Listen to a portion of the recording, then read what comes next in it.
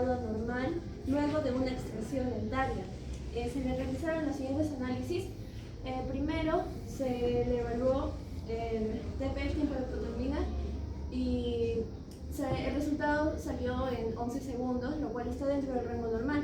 Después le hicieron el TTPA, que salió en 55 segundos. Eso está prolongado, lo que indica que hay una alteración pues, en la vía intrínseca. Siguiendo con fibrinógeno, plaquetas y BPM que estaban entre los rangos normales, así que no hay consumo de plaquetas, no hay consumo excesivo de plaquetas, no hay trombocitopenia.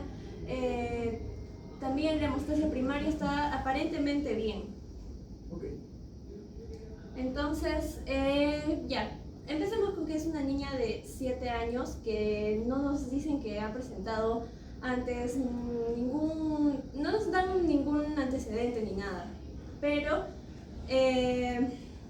ya que es pequeña, la paciente joven, me guíen que podía ser estas dos enfermedades, la hemofilia A o C o la enfermedad de von Willebrand.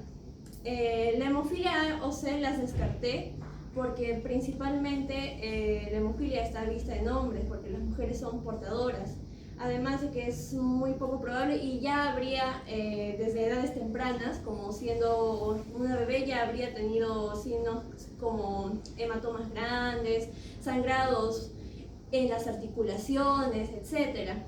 Por lo tanto, y además, bueno, y la hemofilia C había investigado que también es la menos probable de las tres e incluso puede llegar a ser una enfermedad étnica que afecta a cierta etnia de la población mundial. Entonces, siguiendo mi investigación, me encontré con la enfermedad de von Willebrand, que también es una enfermedad hereditaria y tiene varios tipos. En caso de esta enfermedad, es una enfermedad dominante, autosómica dominante, y afecta a ambos géneros por igual, afecta a ambos sexos por igual. Entonces, investigando resolví que probablemente la paciente podría tener la enfermedad de von Willebrand de tipo 1, que es la más frecuente, la tipo 1 o la tipo 2 en el subtipo M, que en general la enfermedad de von Willebrand se trata de una afección en la vía intrínseca donde la proteína del von Willebrand está o disminuida o incapacitada, o sea, su función es ineficiente y su función es la que permite, que permite el transporte al cofactor 8 y evita la proteólisis, porque digamos que protege al factor 8 y evita que sea evita la proteólisis, evita que el factor 8 sea se me fue la palabra, pero evita que se disminuya, digamos, el factor 8. Entonces,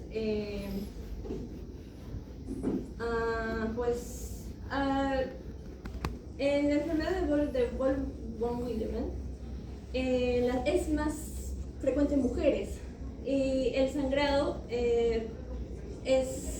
no es como en la hemofilia, que puede ser un sangrado espontáneo, sino es secundario, puede ser secundario a, por ejemplo, una intervención quirúrgica o una extracción dentaria, y en las mujeres es muy poco identificable, o sea, incluso la amenorrea prolongada, el sangrado menstrual abundante podría ser la única forma de identificar esta enfermedad. Hay el recuento plaquetario, generalmente es normal, no hay afección en el factor 7, pero ya que el factor von Willebrand está disminuido, hay menos transporte del factor 8, que como dije está expuesto a la proteólisis y pues hay deficiencia de este factor 8. Pero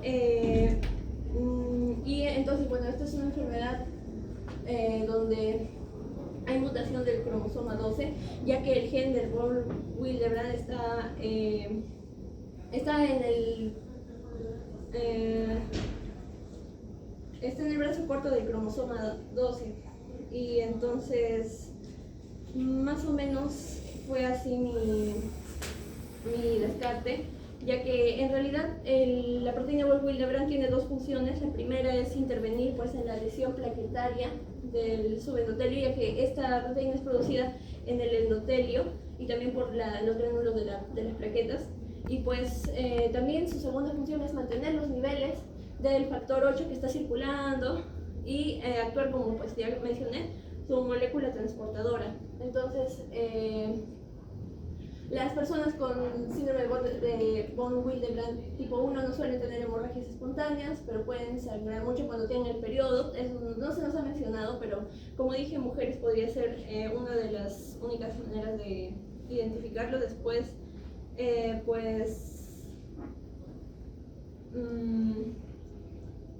la 1 es más una deficiencia cuantitativa del factor von Willebrand, es decir, que hay poco, pero funciona. Y mientras que en el tipo 2 tenemos 3 subtipos donde hay igual o menos factor, pero es deficiente. Por ejemplo, en la 2A hay ausencia de los multímeros de alto peso molecular y no hay adhesión plaquetaria, lo cual no sucede en esta ocasión porque los valores del hemograma no nos dicen que hay un mayor tiempo de sangría, etc. En la 2B hay pues, aumento de afinidad de esta proteína a la proteína 1B9 que hace que haya un consumo excesivo de plaquetas, lo cual tampoco está ocurriendo, y pues entonces nos guiamos a que podría ser la de tipo 1 o la de tipo 2 subtipo M, porque aquí no se une aquí no se une con el factor 8 y pues hace que disminuya de mayor manera. Esa era más o menos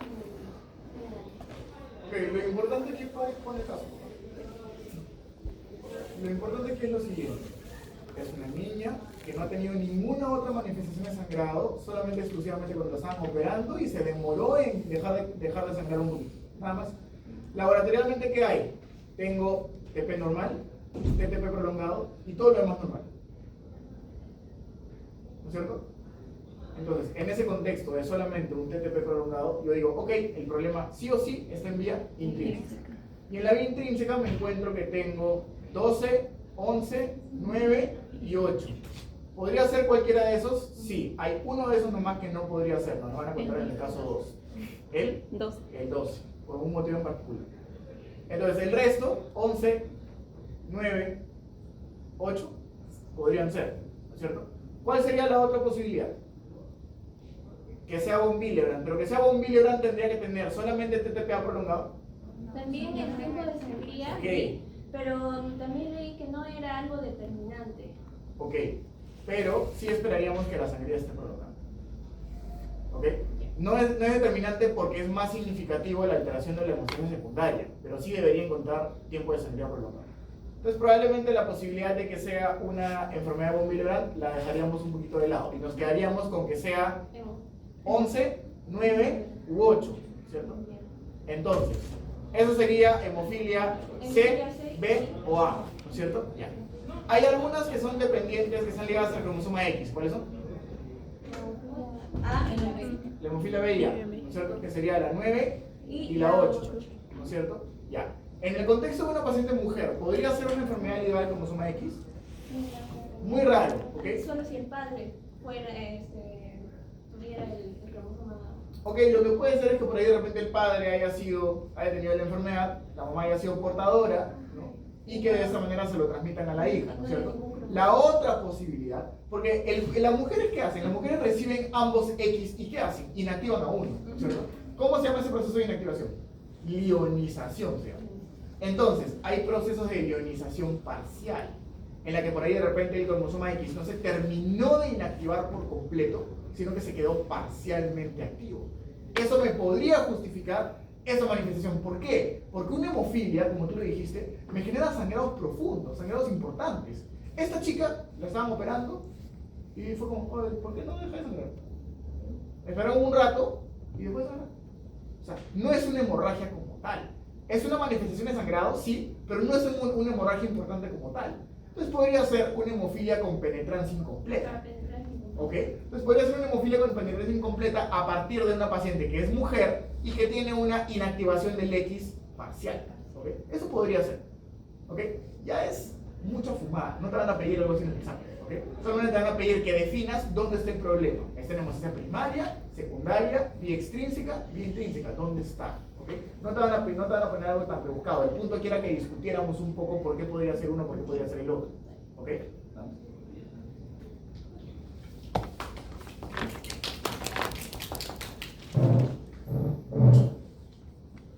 Listo, caso 2.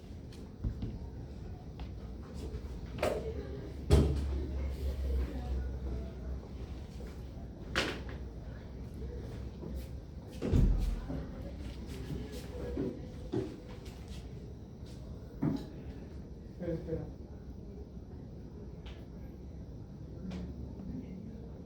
¿Con Roy, no? ¿Con Roy o sin Roy? Hizo un chiste malo, de así. ¿Tu apellido cuál es? Campos. El caso 2 nos dice que hay una paciente mujer que será operada de colecistectomía, que es una intervención de la vesícula biliar, que ha tenido extracciones dentarias, ha sufrido caídas, pero no presenta sangrados anormales. Se realizan exámenes prequirúrgicos y tiene los siguientes parámetros. TP está en 12 segundos, que se encuentra dentro de lo normal. El TPA está en 55 segundos, que se encuentra elevado por encima de lo normal. Y el fibrinógeno está dentro del rango, las plaquetas dentro del rango, el volumen plaquetario medio está también dentro del rango y el tiempo de sangría también. Como ya mencionamos, el TTPA es una alteración en la vía intrínseca. En este caso, como ya mencionó el profesor, el factor que está activado es el factor 12. Espera. TTPA prolongado, ¿no es cierto? Pueden ser 12, 11, 9 u 8. Ya sabemos que hay algunos que si se alteran me generan manifestaciones de sangrado importantes. ¿Cuáles son? El 9, el 8 y el 11. Exacto. 9, 8 y 11. Me queda uno. Me pongo a leer un poquito más allá del 12 y me doy cuenta que cuando el 12 falta, Normalmente se puede formar el coágulo. ¿cómo se explica eso? ¿Cómo se explica que a pesar de no tener el 12, no tengo una alteración en la población? ¿Por qué? La vía extrínseca puede suplementar. Ya, pero en realidad sí debería sangrar. ¿Pero por qué no sangra? Alguien que haya leído por qué la deficiencia de factor 12 no me genera sangrado. ¿Puedes levantar el ecran, por favor? Levántalo y pon la pantalla en blanco. En blanco. ¿Alguien que haya leído por qué? Ya, aquí hay un punto importante. Cuando me falta el 12, cuando yo pido en laboratorio un TTPA, el laboratorio se va a dedicar únicamente a medir la función de 12, 11, 9, 8 y común. ¿Ok? Entonces, si me falta 12, el laboratorio me va a decir, oye, TTPA prolongado, por si acaso.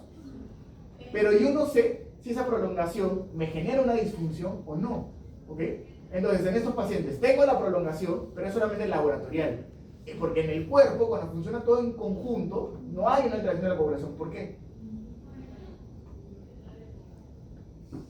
Porque resulta que el 11 no solamente puede ser activado por el 12. No es su única vía. También puede ser activado por quién? Por el 2. Por el 12. Entonces, como lo que tú dijiste está parcialmente correcto, ¿no? Porque la extrínseca puede suplir, claro, pero ¿por qué suple? Porque cuando forma la trombina activa el 11 y se activa la intrínseca normalmente. ¿Ok? Por eso es entonces que el paciente no tiene manifestaciones de sangrado. Porque la intrínseca igual funciona, solamente que laboratorialmente encuentra una prolongación del TTPA. ¿Ok? Ya está. Este caso también es clásico. Paciente que nunca ha tenido ninguna manifestación de sangrado, lo van a operar, va a un control prequirúrgico, le toman un perfil de coagulación y TTPA prolongado. ¿Qué fue? ¿Ok? Deficiencia de factor 12. Bastante frecuente. ¿Ok? Listo. ¿Cómo se llama? Profesor, según está leyendo, también puede ser una enfermedad hereditaria.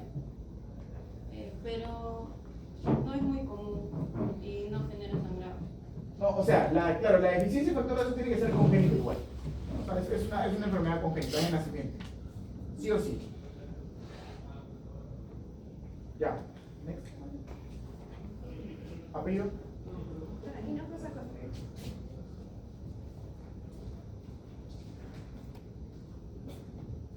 Sí le dijeron que el pasito era por los hombres. Sí. Respiraron con él. Sí, es verdad. Ayer mi guardia ha sido un desastre. Lo que pasa es que vino una acreditadora canadiense a acreditar una acreditación que renuevan todos los años. Y ya desde hace como 3, 4 meses, todos los días creo con capacitaciones, y esto, y lo otro, y qué cosas nos van a preguntar, y qué tenemos que saber, y no sé qué. Entonces ya estos días que venía la acreditadora era como, habían seleccionado exclusivamente a la gente que iba a estar de guardia ese día. Y uno de los que seleccionaron fue a mí. Entonces hablé con mi jefe y le dije, oye, pero ese día dicto, porque los martes dicto en vida, y ayer era martes.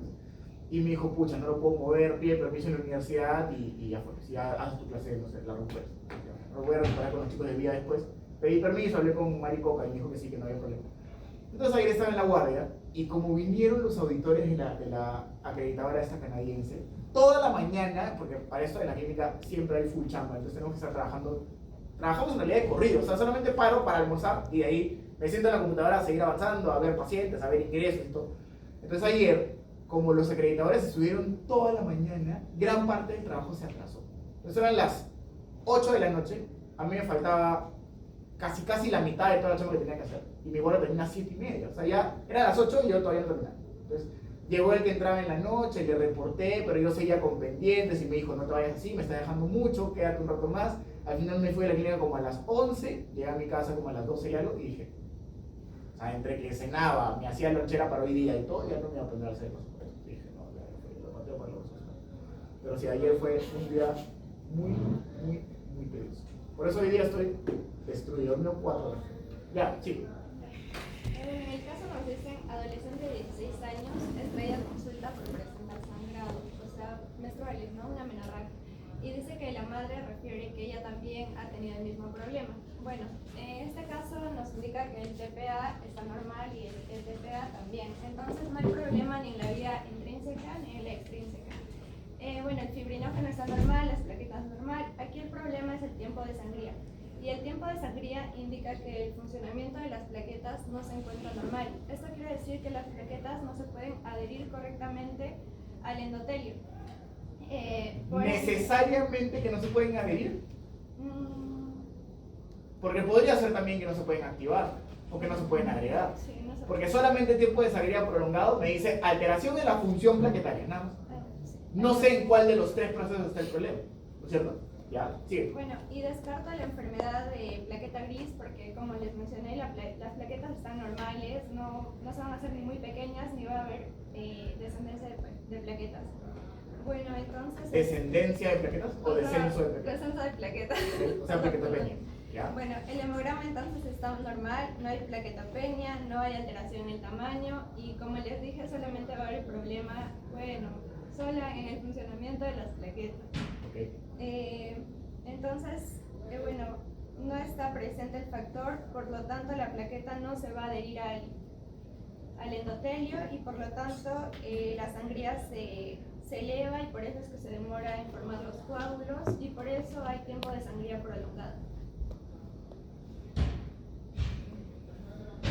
¿Dónde sospecha que es el problema? ¿En la adhesión? Sí. ¿Cómo así? ¿Por qué?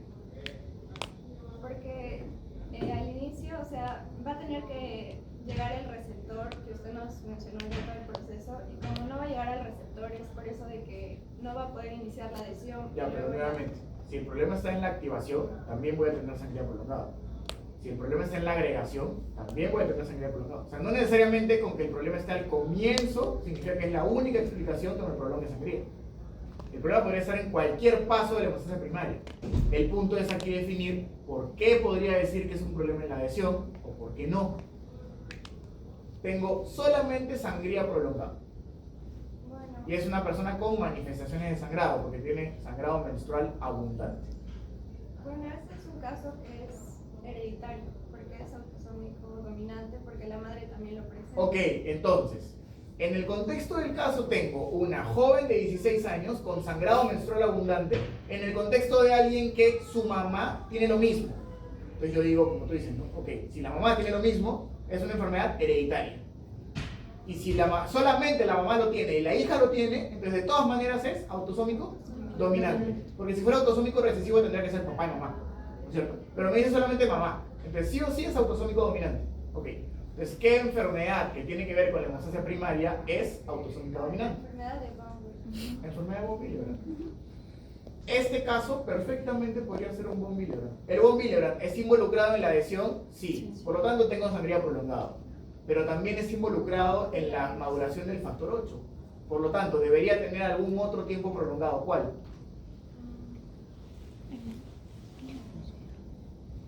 ¿Cuál es el que me valora donde está el factor 8? ¿El? ADP. No, el ADP era lo que me permitía la activación de la plaqueta. ¿Cuál es el tiempo de coagulación que me mide donde está el factor 8? ¿Dónde es el factor 8? ¿En qué vía? En la vía intrínseca. ¿En la vía intrínseca? ¿Cuál es el tiempo que me mide vía intrínseca? TPPA. TTP. Entonces, si tengo deficiencia de factor de Von Willebrand, ¿debería tener prolongación de TTP? Sí. ¿Por qué este paciente no tiene prolongación de TTP?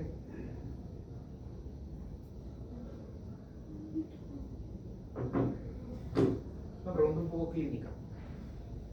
Pero lo primero que podríamos ver es, oye, su valor de TTP se acerca al límite superior. Está en 32. Considero hasta 35. Se está acercando. Está ahí nomás. Entonces podría decir, ok, sí, podría tener deficiencia de factor de Von Willebrand y que esto de repente no tenga una manifestación muy evidente. ¿Por qué? Porque cuando la deficiencia de Von Willebrand es sutil, o sea, dependiendo de cuánta cantidad de Von Willebrand yo tenga, voy a tener alteración en sangría o alteración en TTP. ¿Por qué? Von Willebrand prioriza la hemostasia secundaria. Siempre. ¿Ok? Si tengo poco Von Willebrand, ese Von Willebrand va a priorizar madurar al 8. Porque es más severo una coagulopatía de hemostasia secundaria que una coagulopatía de hemostasia primaria. ¿Okay? Pero si tengo poquito Von Willebrand, ese Von Willebrand va a priorizar madurar al 8 y acompañarlo. Por lo tanto, si tengo una deficiencia leve y me queda todavía Von Willebrand, voy a tener únicamente prolongación de sangría. En cambio, si la deficiencia es severa y no tengo prácticamente nada de Von Willebrand, ahí sí voy a tener prolongación de sangría y prolongación del TTP. ¿Okay? Pero en ese caso ya no sería como este paciente, porque sería una enfermedad de Von Willebrand severa, por lo tanto la manifestación tendría que ser sangrados profundos. ¿Okay? Sangrado pulmonar, intestinal, cerebral. ¿Okay? La enfermedad de Von Willebrand puede ser bastante severa, dependiendo de qué tan intensa sea la deficiencia del factor. ¿Okay? ¿Cómo lo identifico? Si es que solamente sangría está alterado o si es que sangría y TTPA están alterados. ¿Okay? En este contexto, con sangría alterado, yo diría, ok, puede ser una falla en adhesión, en activación o en agregación. Y me quedo, por lo que estamos conversando, con que probablemente sea una falla en factor de Von Willebrand y sea una falla en la adhesión. Si fuera una falla en la glicoproteína 1B95, habrían otras características. Si fuera un problema en la glicoproteína 2B3A, también habrían otras características que lo vamos a ver después, lo vamos a conversar en los siguientes casos. ¿Okay? Por eso es que en este contexto, que es solamente sangría prolongado, y el contexto del caso de un sangrado, solamente un sangrado menstrual, en el contexto de un paciente que tiene una madre con la misma enfermedad, me iría por Von Willebrand leve. O sea, tipo 1. ¿Ok? ¿Listo? ¿Apellido? Y nos usa Contreras.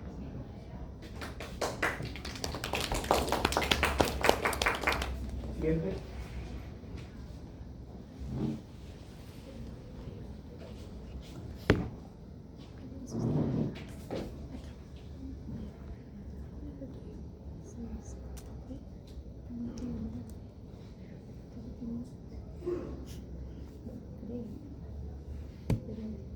Ya, caso 4 dice, niño de 8 meses es traído a consulta porque presenta una hemartrosis. Una hemartrosis es una acumulación de sangre dentro de las articulaciones. Entonces, a nivel de la rodilla derecha, no refiere que haya sufrido traumatismo alguno, no hay antecedentes de sangrado anormal en la madre ni en el padre.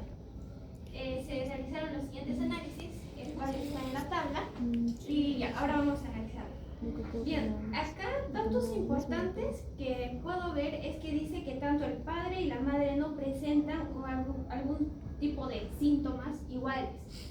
Y también analizando la tabla nos podemos dar cuenta que el TP está dentro del rango normal, o sea que la vía extrínseca está normal.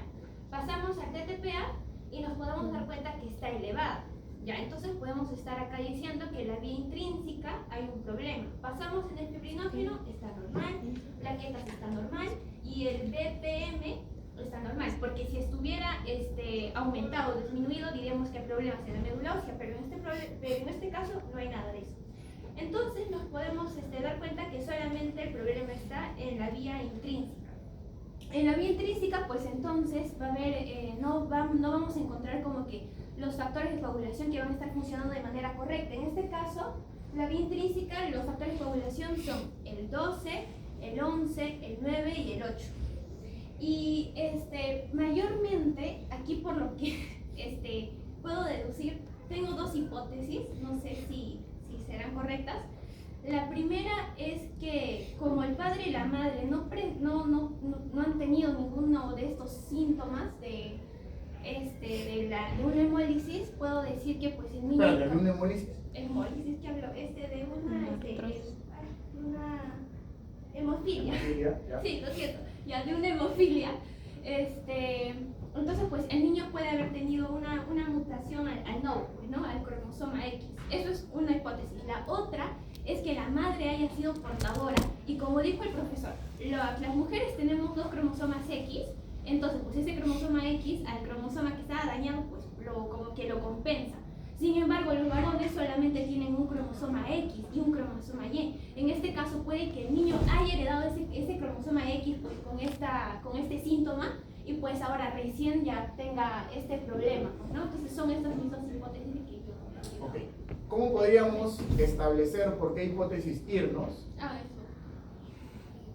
Podríamos definirlo porque si tienes un chiquito menor de 1 año con un sangrado profundo, con una hemartrosis, hemofilia es a que se demuestre lo contrario.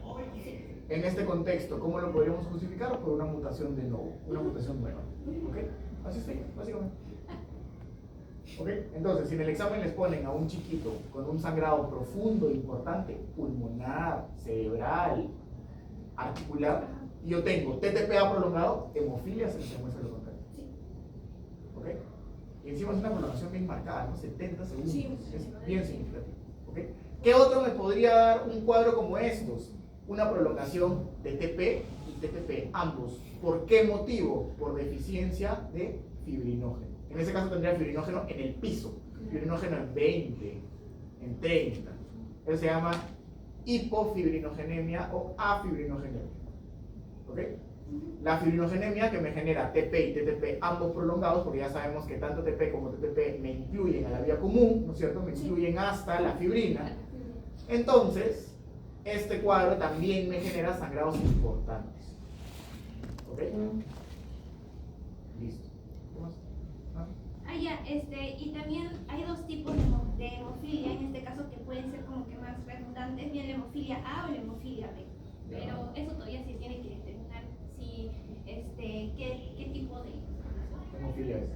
En este caso, creo que es la hemofilia A porque es la más común. La hemofilia B también, pero no tanto. Mayormente la hemofilia A se da en varones. Ok. Está bien. Gracias. Gracias.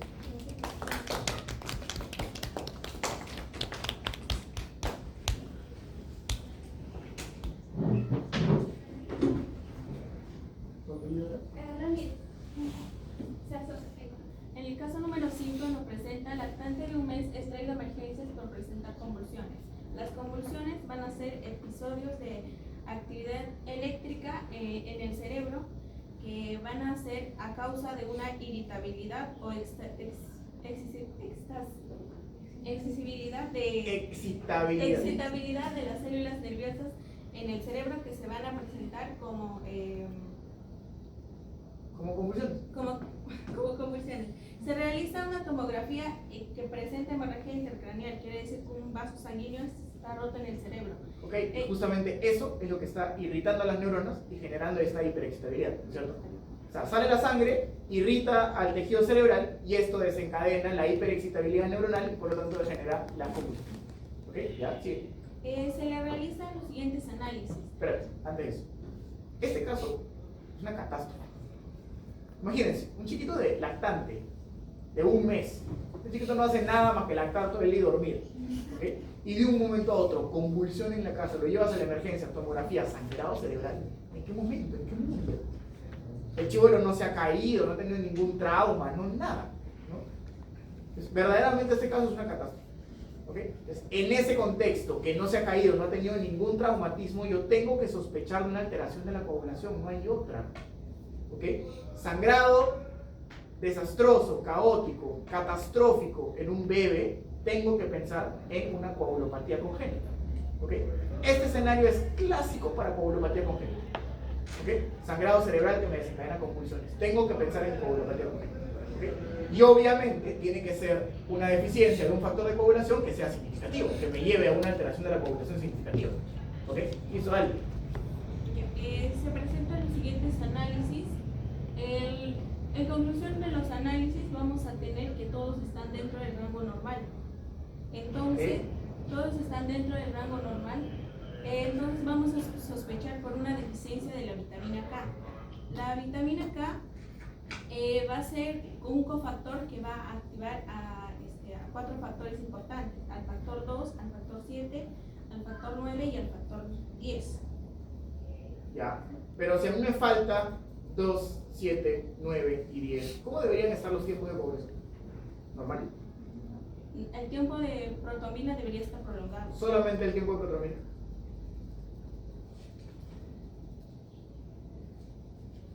El tiempo de tromboplastina parcial activa También, ¿no es cierto? Debería tener TP y TTP ambos prolongados, si estuviéramos hablando de deficiencia de vitamina K, ¿no es cierto? Entonces, este caso, ¿podrá ser deficiencia de vitamina K?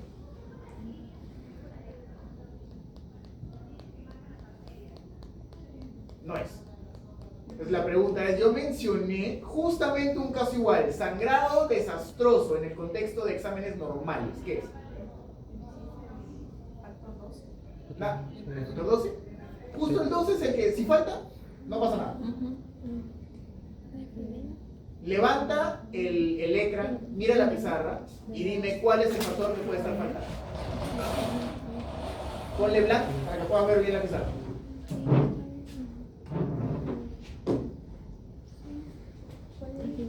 El botón que dice blanco está abajo a la derecha.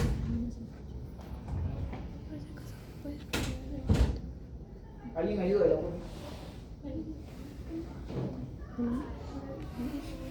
Ahí está. Ya. Entonces, tienes un sangrado desastroso en el contexto de laboratorios normales, ¿no es cierto? Ok, pues hay algo que no estoy viendo. Hay algo que los laboratorios no están considerando y que me desencadena una consecuencia desastrosa. ¿Cuál es?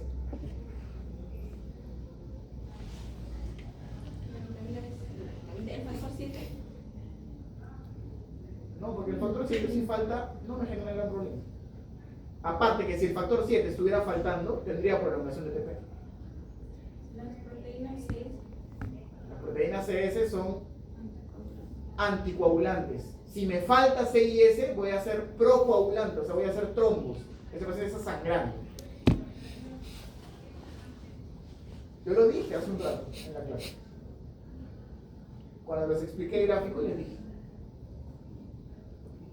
¿en qué debo pensar en un paciente con sangrado masivo e importante como este en el contexto de laboratorios normales?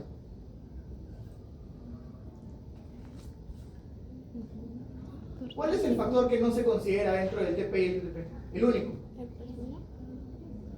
El factor. El factor 13, pues. ¿Y el factor 13 qué hace? Es el que estabiliza el coágulo. Si el coágulo está inestable, ¿me servirá de algo? No, no sirve de nada. Yo necesito el coágulo estable para que sirva. Si el estabilizador no está, no voy a poder coagular nada.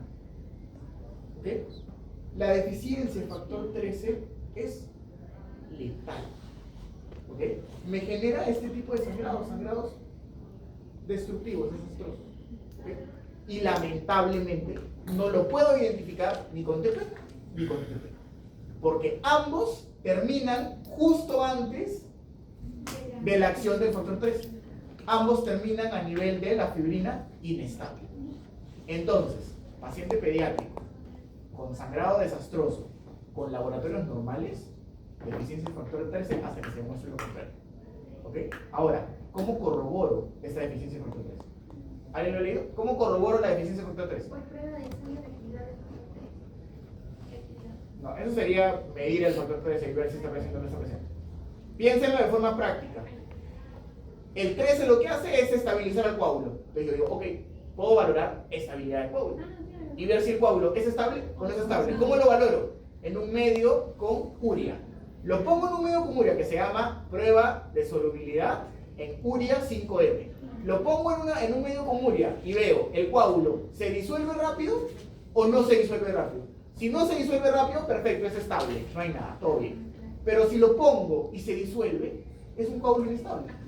Por lo tanto, hay deficiencia de factor 13. ¿Ok? Es la prueba de solubilidad en urea 5M. ¿Apellido?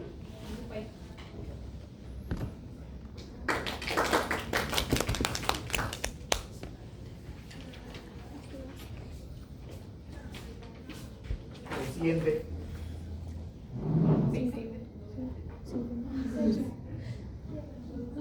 ¿A 6? Prueba de solubilidad en urea.